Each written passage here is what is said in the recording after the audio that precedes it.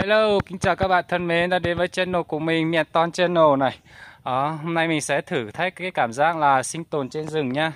Mình đang đi các bạn ạ, mình đã tới nửa đường rồi. Hiện tại mình đã đi được một cái khoảng cách tầm khoảng 2 km gì đấy. Từ đây cách nhà tầm khoảng 2 km gì đấy. Mình đã đi được gần 1 tiếng rồi các bạn. Vì toàn leo dốc nên là rất là dốc, nên đi rất là chậm. Các bạn thấy chưa?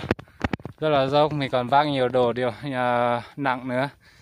Các kiểu là mình vừa lên đó từ đây. Các bạn ơi, bắt được một con dúi này. Nãy mình đi uống nước, mình thấy nó có bới đất xung quanh, có cắn cây, xong mình đào tưởng là dúi mẹ hoặc dúi bố, nó lớn đấy. Mình đào hóa ra được một con dúi con các bạn ạ. Cái này tầm khoảng 2 lạng gì đấy. Mình sẽ mang lên rồi mình sẽ nghiên cứu để mà nuôi nó các bạn ạ. Các bạn hãy theo chân mình tiếp tục lên để mà khám phá cái sinh tồn của bọn mình ở trên này nhá. Lên tới nương luôn các bạn ạ. Nào, let's go. Các bạn thấy không? Đây một cái đồi rất là dốc các bạn ạ. Đó, rất là dốc. Đây là phía bên trên nhá. Mình đang tiếp tục tiến lên đây này. Còn mình sẽ soi cho các bạn xem bên dưới này. Các bạn thấy chưa? Nó dốc không nghiêng luôn các bạn ạ. Đó. Mình vẫn đang tiếp tục lên nha. Còn con dúi con là mình vẫn đang cầm trên tay này. Đi tầm khoảng 100 mét nữa là đến điểm dừng chân. Sẽ dừng chân ở đấy tạm. Các bạn ơi, sau khi một thời gian mà mình lên tầm khoảng từ nhà tới đây là tầm khoảng 3 km đường chim bay các bạn ạ. Nếu mà đi theo đường vòng như mình chắc phải hơn tầm khoảng 5-6 km gì đấy. Mình đã tới cái điểm dừng chân của mọi người các bạn ạ. Hiện tại là đường cũng hơi rộng, vì mọi người cũng chưa lên nương nhiều nên là đường cũng hơi là rộng. Đó, đây là một cái điểm dừng chân rất là lý tưởng. Đó, mình vẫn cầm con dúi trên tay này các bạn ạ. Mình sẽ cho các bạn xem đây là con dúi đực hay con dúi cái các bạn nhá. Đó, các bạn thấy chưa? Sau một lúc mình đào, con dúi là mình cầm lên như này này, nó sẽ không bao giờ chảy được các bạn ạ. Nó rất là ác nha. Con này là con cái các bạn nha. Đó, các bạn nhìn thấy rõ không? Con này là con cái các bạn ạ. Nó không có chim nha. Con cái. Nó đi rất là mạnh.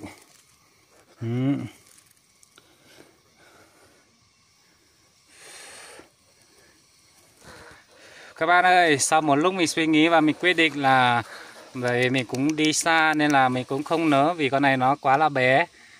Quá bé nên mình cũng không nỡ thịt nó. Mình quyết định là sẽ thả nó để nó để nó sinh sống ở trên này, nó phát triển tiếp để nó cho nó lớn lên nhé các bạn ạ. Mình nghĩ là mình sẽ không nỡ ăn thịt nó đâu vì nó quá bé.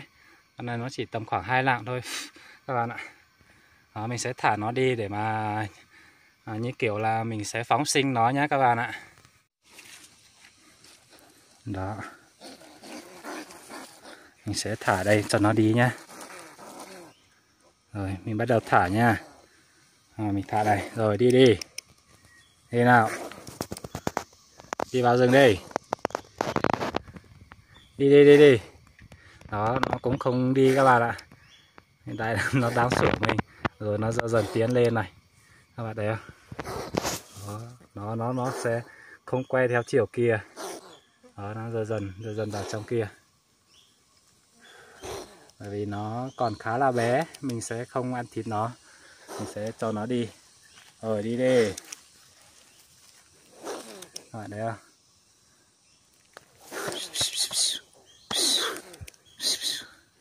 Đi đi. Đó. Đi đi. Con này nó đi cũng không được nhanh đâu các bạn ạ.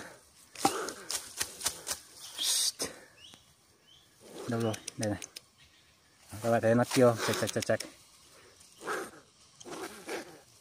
Con này nó không như con sóc nha các bạn ạ, nó sẽ đi từ từ.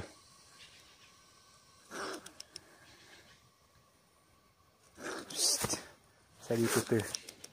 Thôi cứ kệ nó thì nó sẽ đi các bạn ạ. Đâu rồi? Đây này. Nó sẽ từ từ vào trong nhá.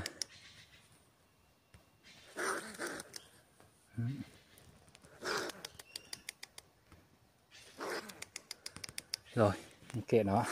Mình sẽ review một chút chỗ này cho các bạn xem nha. Đó, đây là một cái điểm dừng chân của người dân ở trên này, rất là lý tưởng sau khi lên đèo một đoạn dốc. Các bạn nghe thấy tiếng chim không? Một khi lên một đoạn dốc rất là cao và dài. Đào này. Đó, tay mình vẫn còn lấm lên đất này. Đấy các bạn biết gì không? Theo như người dân ở trên này người ta kể lại, đây là một con đá trâu thần nhá các bạn ạ. Ngày xưa là cái con trâu này là như kiểu một con trâu thần ấy. Người ta tức là một con trâu thần, không phải một vị thần gì đấy, mà người ta từ ở trên núi hoặc là ở trên trời người ta xuống để mà cứu dân sinh. Nhưng mà do con trâu do cái vị thần này là kiểu mại chơi hay như nào mà xuống làng mà cứu dân các kiểu là đi rất là muộn. Sau khi tới chỗ này thì đã nghe thấy ở dưới làng là có tiếng con gà gáy, nên là vị thần này là cảm thấy xấu hổ và cảm thấy ngại là không đi nữa và dừng ở đây luôn, và nó biến thành như kiểu là một con trâu các bạn ạ. Đó, nó như kiểu biến thành một con trâu và ngồi đây, các bạn thấy không? Bên này là phía đuôi của nó này. Đó, nó có hai lớp này, như kiểu là con trâu quỳ xuống có cái chân. Đó, và đây là cái lưng của nó. Còn bên này nghe bảo là đầu của nó để mà hướng về phía dân làng ở dưới kia. Đó, sau khi tới đây là nghe thấy con gà ở dưới kia gáy thì biết là đã muộn rồi nên là nó cũng không đi nữa. Đó, làng ở dưới kia các bạn ạ, nó không đi nữa nên là nó dừng chân luôn ở đây và nó biến thành một tảng đá như thế này. Nghe các cụ ngày xưa kể lại như thế, chứ thực chất là mình cũng không biết, mình chỉ là người để nghe và kể lại thôi các bạn. Sao nào, con rúi kia đâu rồi các bạn ơi?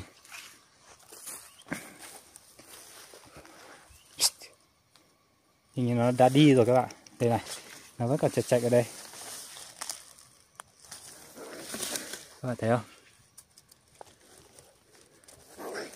Đây này, nó vẫn còn ở dưới này này. Đó. Đấy. Vẫn ở đây.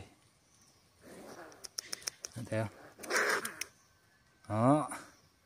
Nó vào đây thôi, kệ cho nó một lúc nó khác tìm cái chỗ sinh tồn, chỗ sống của nó. Còn đây là cái cá ba lô khá là lớn của mình. Và mình sinh tồn trên đó nha các bạn ơi. Nào bây giờ chúng ta hãy cùng tiếp tục đi tiếp nhá. Ta đi về phía bên này, rất là rộng luôn.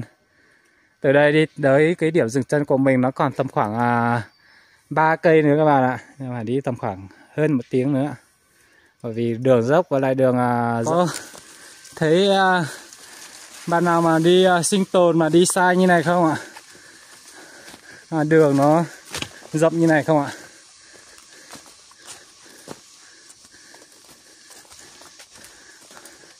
Giờ là tới nương của một số hộ gia đình có trồng thảo quả trên này rồi các bạn ạ. Wow, rộng quá. Đây còn tớ lúc này có một đoạn rộng lắm luôn các bạn ạ. Các bạn thấy chưa? Không có tí đường nào luôn. Đó, thấy chưa?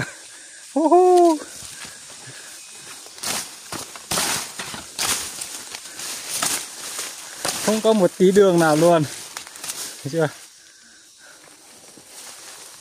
Đó, các bạn thấy chưa? Đây là nương thảo quả nhá.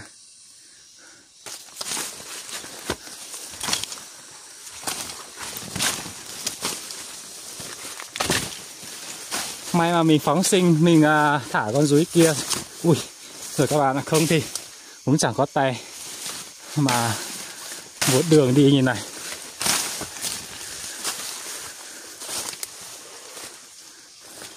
Rồi, sang bên này chúng ta sẽ ngắm một cái cảnh view thật là đẹp các bạn ạ. Ui, các bạn thấy khiếp chưa? Ui, rồi, sập các bạn ạ. Chắc là do tại mưa lú.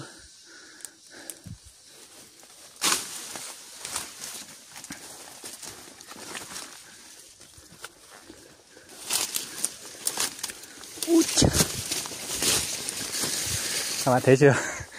Chui qua cái lỗ này này. Wow, thật là quang cảnh, thật là thoáng mát các bạn ơi. Cuối cùng suốt gần 2 tiếng mình đã thấy Nhà của mình ở dưới kia các bạn ạ. Đây là nương thảo quả nhé, lán thảo quả của mọi người này. Còn kia các bạn xa xa các bạn nhìn thấy không? Đó chính là nhà của bọn mình ấy. Ngoài kia là nấp xài này, rồi bạn hồ. Mình sẽ kéo gần gần. Ui, tại nó xa quá các bạn ạ. Hay nhiều mây nữa nên là không nhìn thấy. Wow, mát quá các bạn ơi. Ui, một con đường nó còn rất là dài nữa. Các bạn thấy không? Không có một tí đường nào luôn. May mình có cái giáo phát này mà đập đường đi. Nào, ta tiếp tục đi thôi.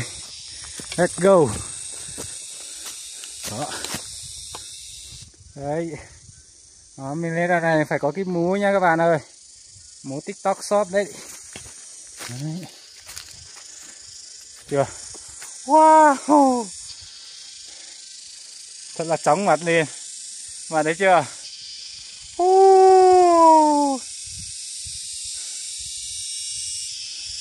Mình sẽ tiếp tục đi về bên này các bạn ạ. Đó, còn nhà mình ở dưới kia này. Nhà mình ở dưới kia này. Đấy, cao lắm luôn. Cao ngất người luôn. Đó, mình tiếp tục đi nhá. Hơi chóng mặt các bạn ạ, đứng trên cao này. Ui. Các bạn ơi, hiện tại mình đã tới chỗ dừng chân rồi các bạn ạ. Đó, đây là cái lán nhá. Lại mưa to quá, bởi vì trên đường lên là mưa to quá nên là mình cũng không thể mà dùng máy quay được các bạn ạ.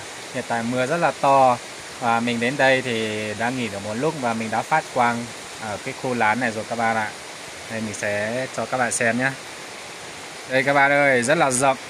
Máy mình dưới kia lên các bạn ạ. Các bạn thấy không? Mưa rất là to. Mưa rất là to, mình đến đây mình đã phát quang được một ít. Lúc mình đến đây cái cỏ nó còn cao hết bằng này các bạn ạ. Đó. Đây cái lán nhá. Cái lán tạm thôi. Đây là mưa lúc nào cũng phải xuống giọt đây này. Đó, mình sẽ quay một lúc một ít vào trong này. Đây, mình cũng đã nhóm lửa lên rồi các bạn ạ. Wow. Đấy. Hiện tại cũng rất là đói, mình vẫn chưa ăn cơm. Đấy, củi không được khô lắm nên là vẫn là rất là ướt. Đó, đây là cái lò nhá các bạn ạ. Cái lò sấy thảo của bọn mình này. Mình sẽ quay một ít cho các bạn xem thôi. Vì mình cũng hiện tại rất là đói rồi. Đây là chưa có thảo nhá. Nếu mà có thảo thì nó sẽ như này này. Đó. Bên dưới là đốt lửa nhá. Mình đã phát quang được hai bên. Mình cũng phát quang được một ít rồi. Wow, rất là mệt các bạn ạ. Năm nay không có thảo quả, mất mùa rồi các bạn ạ. Các bạn thấy không? Không có hạt nào luôn. Ngoài kia xa xa có mỗi 2 quả thôi. Năm nay mất mùa có khi là không có tiền tiêu rồi các bạn ơi. Đó. Nhiều bác bảo là làm thảo quả thì phá rừng các bạn thấy không? Đấy, không hề phá một ít rừng nào nhá. Mà ngược lại còn rất là nhiều cây luôn. Thấy chưa? Đó, thảo quả chỉ được trồng dưới tán cây thôi, tán rừng thôi các bạn ạ. Nhưng mà so với ngày trước, cha mẹ ông bà của chúng ta ấy phát những nương này để trồng ngô thì nó còn phá rừng nhiều hơn bây giờ gấp trăm lần đấy chứ. Bây giờ rất là nhiều cây to này các bạn thấy không? Rất nhiều cây to. Đó, mà thảo quả chỉ là ở dưới tán cây thôi. Đấy không? Rồi, cảm ơn các bạn xem video nhá. Mình sẽ quay trải nghiệm tiếp theo trong những